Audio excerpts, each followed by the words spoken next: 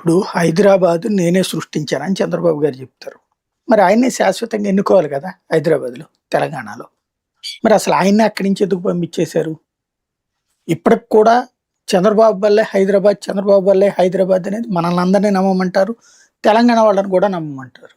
అక్కడ కొంతమంది నమ్ముతారు. కానీ అందరూ నమ్మట్లేదు. మరి అందువల్ల ఏమైంది? తెలుగుదేశం అక్కడి నుంచి తుడుచుకుపోయింది. కాబట్టి ఒక విధానం మనం చెప్పుకున్నంత మాత్రం జనం మన పేరే చెప్తారు అనేటటువంటిది ఒక అమాయకత్వం. ఆ అమాయకత్వంలో, ఆ భ్రమలో మనం బ్రతకచ్చు. జనం బ్రతకరు.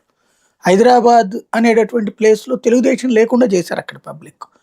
చివరికి కాంగ్రెస్ రూపంలో ఎళ్లి మళ్ళీ తెలుగుదేశం అక్కడ ఉండాల్సినటువంటి పరిస్థితి వచ్చింది అంటే, అక్కడ ఏం సాధించినట్టు?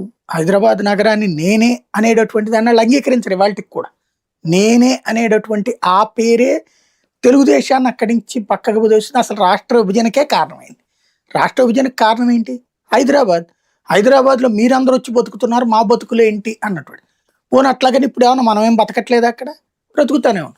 కానీ అసలైనటువంటి వాటిటి నుంచి దూరం చేశారు కదా! ప్రభుత్వ ఉద్యోగాల నుంచి ఆంధ్రులకు అవకాశం లేదు.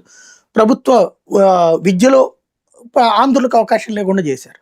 అంటే మనం తీసుకెళ్ళి చంద్రబాబు గారు చెప్పినట్టు, ఆయన చెప్పినట్టుగానే అనుకుందాం పోనీ.